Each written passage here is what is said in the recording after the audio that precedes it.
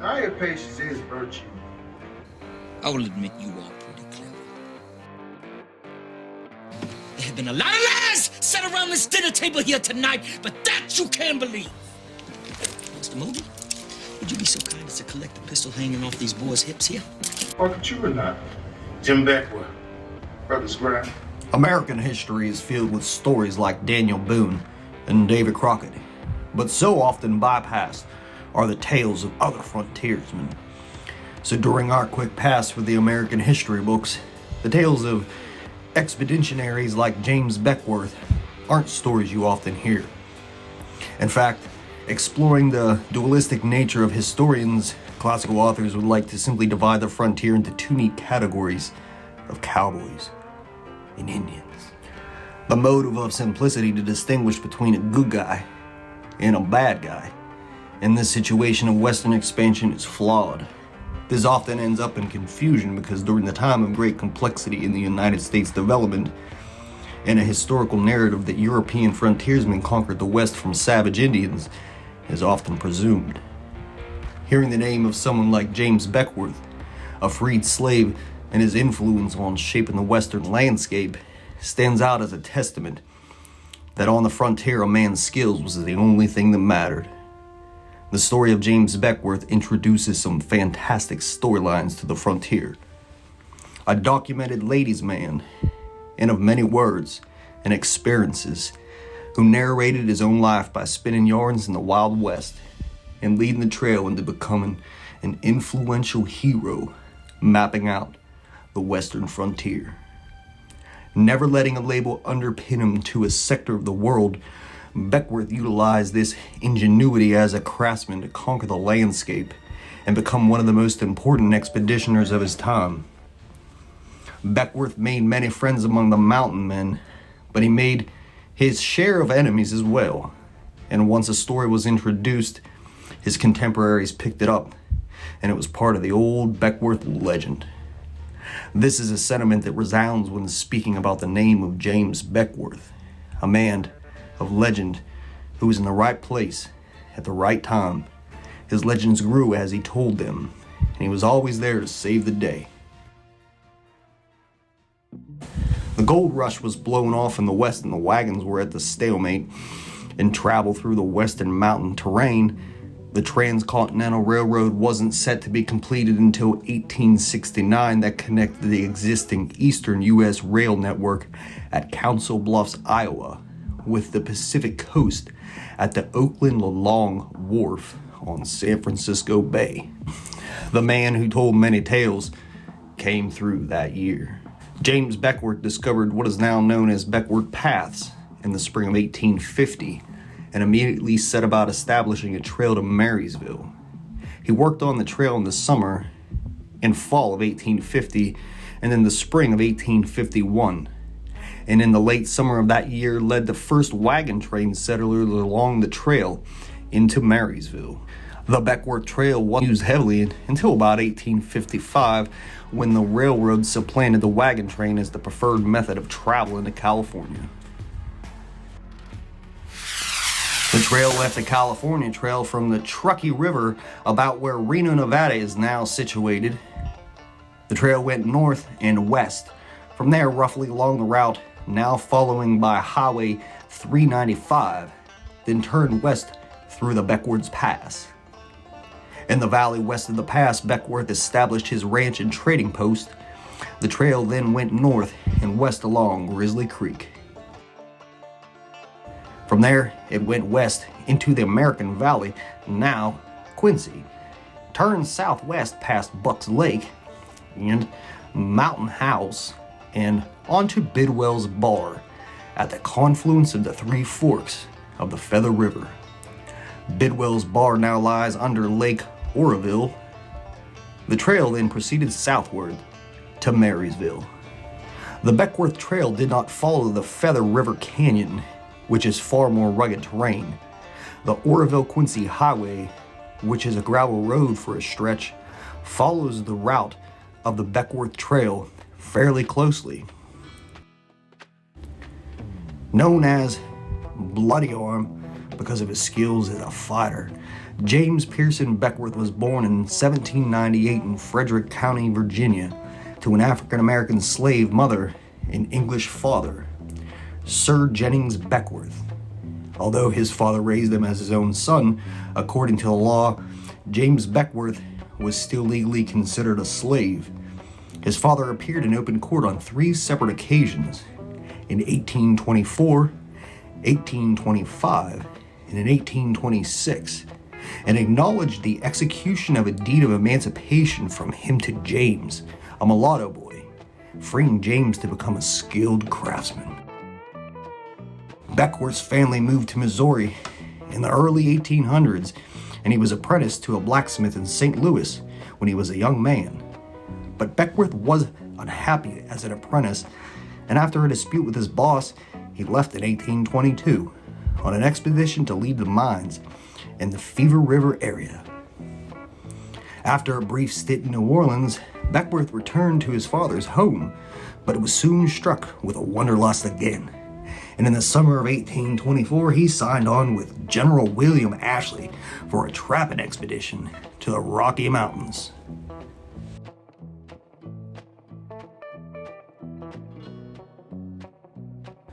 For a number of years, Beckwourth took part in a series of trapping expeditions with the American Fur Company and the Rocky Mountain Fur Company, where he learned the frontiersman skills he would use for the rest of his life. He also met and worked with such well-known mountain men as Jim Bridger, Jedediah Smith, Jim Clyman, and Edward Rose. He participated in the first Mountain Man rendezvous at Henry's Fork on the Green River in 1825. The location of the rendezvous changed every year, and it quickly became the best-known social and business institution of the American mountain men. If everything in Beckwourth's autobiography can be believed, he played a leading role in virtually every recorded event in the Rocky Mountains in the late 1820s. He seems to have a bit of a problem with numbers. If 50 trappers were attacked by 50 Blackfeet, Beckwourth might report 10 trappers attacked by 500 Blackfeet. And of course, it was always Beckwourth's skill and bravery that saved the day. In spite of his tendency to exaggerate, however, many of Beckwourth's tales have been confirmed from other sources. It is clear that at the very least, Beckwourth actually witnessed many of these incidents he described. In the other cases, his role was confirmed by independent accounts from other mountain men. During this period of his life, while operating a trading post with the Blackfeet, Beckwourth had the first of what was to become a long string of affairs of the heart. Although pragmatism seemed to be more of the driving force than his heart, his marriage to 2 Blackfoot women apparently lasted for the duration of the trading post about 2 weeks. In order to investigate this further, we must also learn about the Crow Indians. Beckwourth immersed himself in the Crow Indian lifestyle and culture, so in order to fully break down and understand James Beckwourth, let's explore more into the Crow Indian tribe. According to Crow oral history, the Crow Nation intentionally migrated from the east. The Hidatsa Crow originally lived in the Ohio country, migrating through northern Illinois and western Minnesota and into the Red River Valley. They remained in this region for several hundred years, hunting buffalo and cultivating crops. The mid-16th century witnessed another migration of the Hidatsa Crow towards the upper Missouri River. By the late 17th century, the Crow moved to southwestern Montana and northern Wyoming. During the 18th century, the Crow acquired horses from the Shoshone, allowing them to become fully nomadic.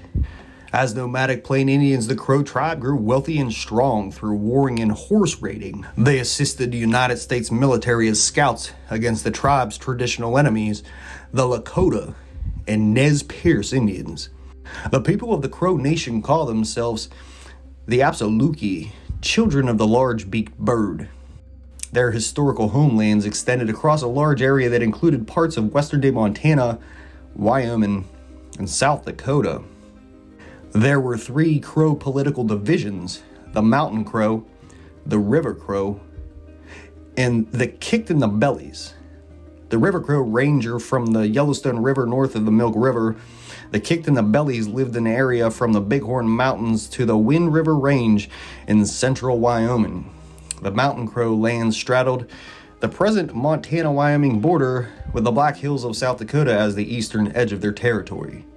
Today, the people in the government of the Crow Nation are located on a reservation in the southeastern part of Montana.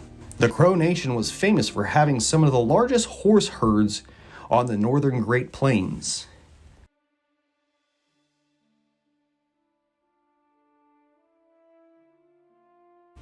In about 1828, while on the trapping expedition with Jim Bridger, Beckwourth was captured by a party of Crow warriors.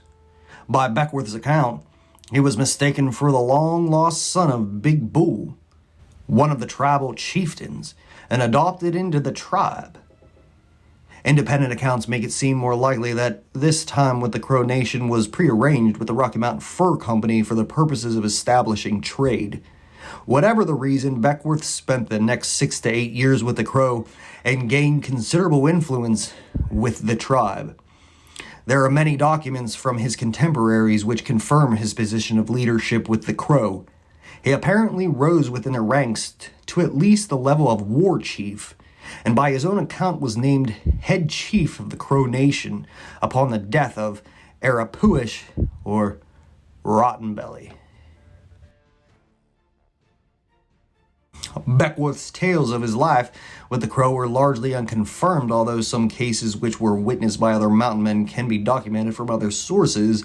But in the terms of getting an accurate account of what the Crow society was like, his autobiography is unsurpassed. Whether we believe all of Beckwourth's tales or not, no mountain man could have lived as a Crow for so long without distinguishing himself in battle. For the Crow war was the way of life, and a man who was unskilled in war was a nobody.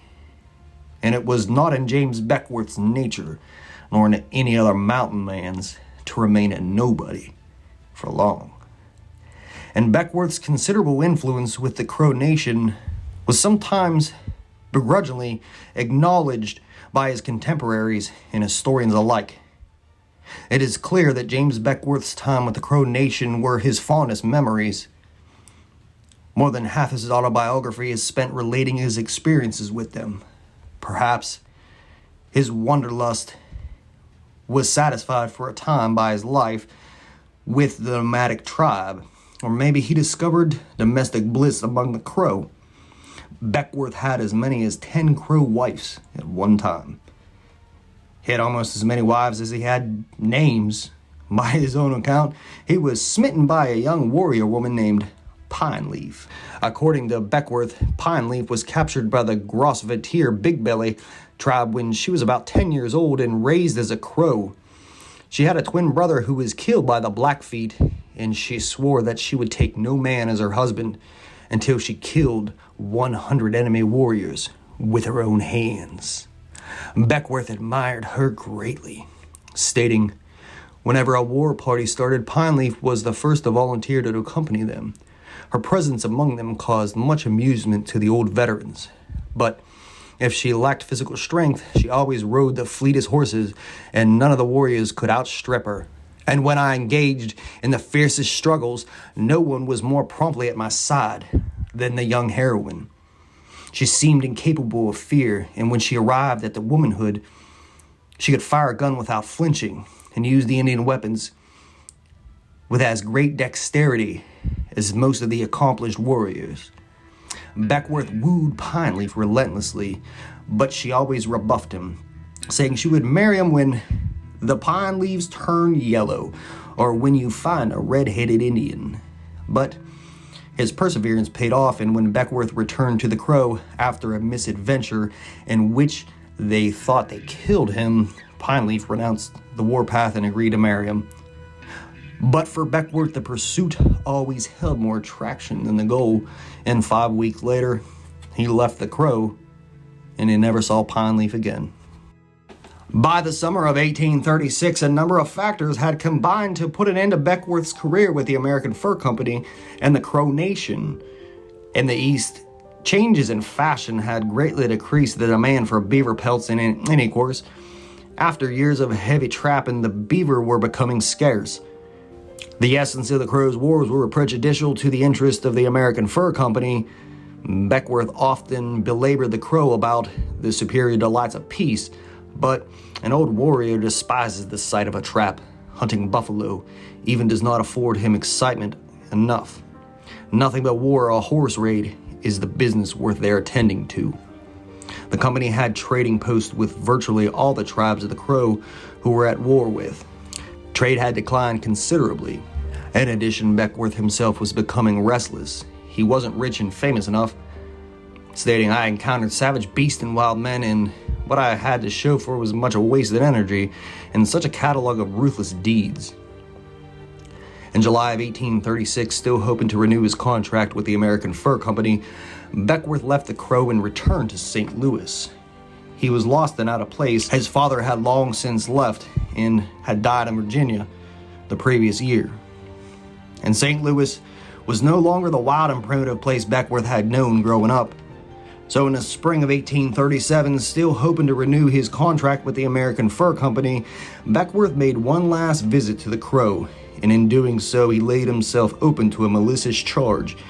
He has been accused by several authors of deliberately bringing smallpox to the Plain Indians. Beckwourth made many friends among the mountain men, but he made his share of enemies as well, and once the story was introduced, they quickly picked it up and made it as part of Beckwourth's legend. In fact, there is still nothing to support the story of the excerpt of the testimony of a few writers with a long history of maligning Beckwourth's character. The story just doesn't fit what is known about Jim Beckwourth. He had a tremendous respect for all of the Plains tribes, even those who considered his enemies. He wouldn't think twice about bashing in an enemy's skull in hand-to-hand combat that was an honorable death. But he would have considered the wholesale slaughter of men, women, and children by disease as a dastardly, cowardly, and evil deed. And most other writers of the time period attribute the plague of the 1837 to other sources. However, it was introduced, the smallpox, that swept the plains in the summer of 1837 and killed thousands. Inevitably, it was affected the fur trade and influenced the American Fur Company's decision to not rehire James Beckwourth. In the fall of 1837, found him still adrift. While briefly back in St. Louis in the fall of 1837, Beckwourth was introduced by William Sublett to General William Gaines, who was recruiting mountain men to serve as muleteers in the Seminole War in Florida. Sublett recommended that Jim engage. Florida, he said, was a delightful country, and I should find a wide difference between the cold regions of the Rocky Mountains and the genial and salubrious South. But it wasn't balmy climes that drew Beckwourth. Sublett said there was an opportunity there for renown. The involvement of the Missouri troops in the Seminole War grew out of Senator Thomas Hart Benton's displeasure over the steady drain of resources. By 1837, over $12 million had already been spent with no apparent results. Senator Benton thought that the expertise of the mountain men in tracking the Indians and the style of warfare was just what was needed for a victory. Richard Gentry of Columbia, Missouri, was appointed colonel of volunteers and was directed to recruit 600 men and have them ready for duty by November 1837. Beckwourth recruited a number of other mountain men and was engaged as an express rider and subconductor of muleteers for the sum of $50 a month. His account of his experience in Florida is, for once, remarkably free of exaggeration. The men and their horses boarded small boats bound for Tampa Bay on October 26, 1837, but they had no experience with boats and simply drove their horses into the holds of no attempt to make them secure. The boats were overtaken by severe storms and many of the horses were killed or maimed. Beckwourth's boat foundered on the reef and the men and horses were stranded there for 12 days before being rescued by a steamer. Colonel Zachary Taylor, later general and president, ordered all of the men now without horses and unwilling to proceed on foot to be dismissed without pay. Thus began a rivalry between regular army and the Missouri Volunteers that was to last for years, and was even carried to the halls of Congress by Senator Benton. Beckwourth's description of the Battle of Okeechobee under Colonel Taylor, which took place on Christmas Day 1837, jibes perfectly with the military records and other witness accounts, right down to the dates and times and the numbers of killed and wounded.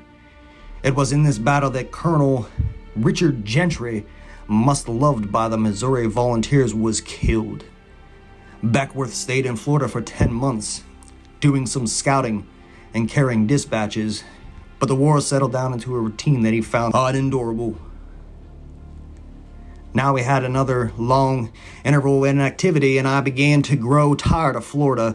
It seemed to me to be a country dear, even at peace of the powder, to blow the Indians out of it, and certainly a poor field to work in for renown.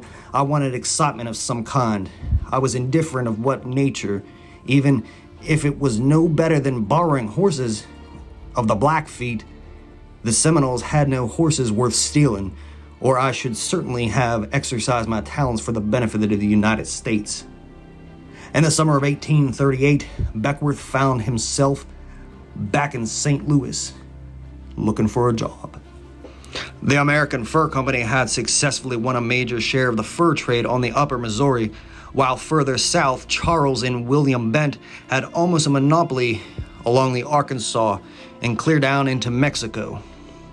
But there were still opportunities for independent traders, and so Beckwourth found himself in St. Louis without a job for only 5 days. Andrew Sublett and Luis Vasquez were trying their luck with the Indians of the Southwest, and they had a need of men such as Jim. Vasquez was an old friend of Beckwourth's and was glad to have his services, and Jim longed to put the dullness of Florida and the rigors of city life behind him. Here at least was the chance for excitement, for he would be dealing with the Cheyennes, the Arapaho, and Sioux, all traditional enemies of the Crow. They set out on the Santa Fe Trail for the Fort Vasquez and established it in 1835 on the Platte River in what is now Colorado. Beckwourth was named agent in charge, and he immediately set out to establish himself among the Cheyenne. Through a Crow interpreter, he put on a display of braggadocio for the astonishing Indians, playing on their pride and respect for the brave deeds of the enemy warriors.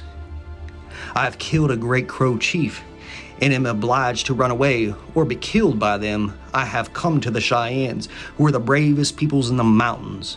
As I do not wish to be killed by any other inferior tribe, I have come here to be killed by the Cheyennes, cut up, and thrown out for their dogs to eat. So they may say that they have killed a great Crow chief. William Bent, who was trading in the same village, had just one comment for Beckwourth. "You are certainly bereft in your senses, and the Indians will make sausage meat out of you." But the braggadocio worked, and that and the 10 gallons of kegs of whiskey. Thanks to Beckwourth's skill, Sublett and Vasquez had a successful fall in winter trade and made enough to pay off their debts and the outfit the next season for trade. But the following winter was disappointing, and they sold out in 1840. Once again, Beckwourth was out of work. But not for long.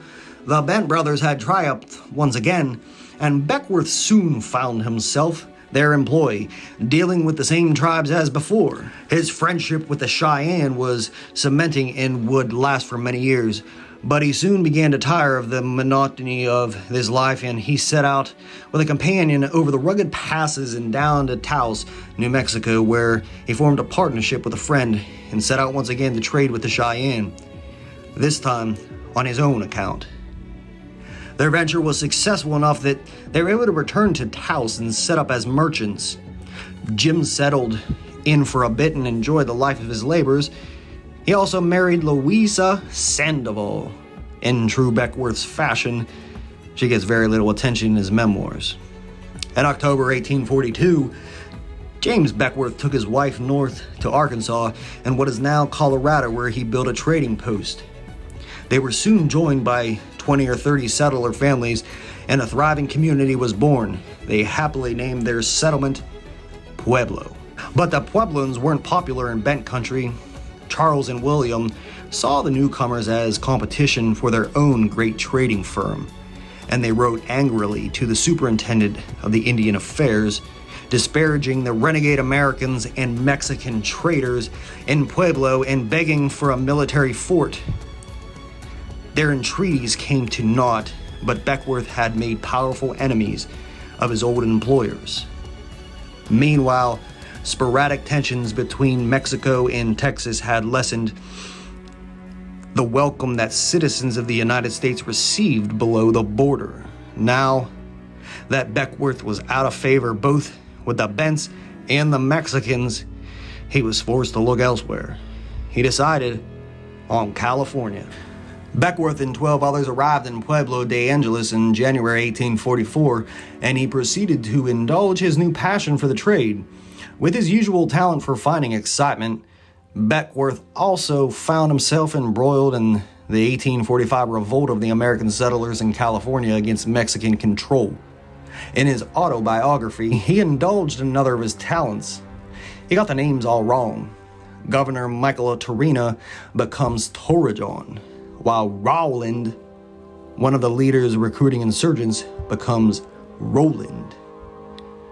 Other key leaders aren't even mentioned, and of course he becomes the leader and hero of every encounter, but on these essential facts of the Battle of Cuenega, he is substantiated by other accounts. Then came the news that war had broke out between the United States and Mexico. Beckwourth headed home for Pueblo, but not alone. Along with 5 others, he collected 1,800 stray horses we found roaming the California ranges and started with our utmost speed from Pueblo to De Angelis. This was a fair capture, and our morals justified, for it was just wartime. Back in Pueblo, Beckwourth found that the things had changed. Louisa had remarried. He claimed her new husband deceived her with a forged document expressing his desire to be free. Louisa was remorseful, Jim claimed, and offered herself back to him, but he didn't pursue the matter, preferring instead to enjoy once more the sweets of single blessedness. Beckwourth headed to Santa Fe, where with his partner he established a successful hotel. While his partner handled the day-to-day operations of the hotel, Beckwourth carried dispatches for the army. And it was Beckwourth's hotel that Charles Towne brought the news that there had been an insurrection at Taos, and all the Americans living there, including his old boss Charles Bent, had been massacred. The mountain men, friends, and employees of Charles and William Bent gathered anxiously for revenge. Beckwourth left the hotel to look after itself and accompanied his friends. He witnessed the defeat of the Indians and Mexican rebels and saw the hangings that brought final revenge for the murders committed in Taos on January 19th, 1847. He lingered on the southwest for another year or so, then settled his affairs and headed for California once more. One of Jim Beckwourth's most uncanny talents was the knack of showing up somewhere just in time to witness or participate in some historic event. His return to California was no exception. He arrived in the late of fall 1848, just in time to beat the rush hour traffic, heading for the gold fields. But first, there was another historic event to witness. Beckwourth was the first on the scene of one of the most infamous and brutal atrocities in early California history. At the time, the mail route in California consisted primarily of 4 legs: San Francisco to Monterey, Monterey to Dana Ranch, and Nipomo, a few miles north of what is now Santa Maria, Dana's Ranch to Pueblo de Angeles, and from there to San Diego. Beckwourth, with his considerable experience, carried dispatches signed on to handle the Monterey to Nipomo leg. One of Beckwourth's favorite rest stops on the route was at the mission at San Miguel, owned by William Reed, for he had taken a liking to Reed's family. Arriving at dusk one day, he had to look around and was surprised to find no stirring. Investigating further, he stumbled over the murdered body of a man in the kitchen. He returned to his horse for his pistols and, lighting a candle, commenced a search. In going along a passage, I stumbled over the body of a woman. I entered a room and found a murdered Indian woman who had been a domestic.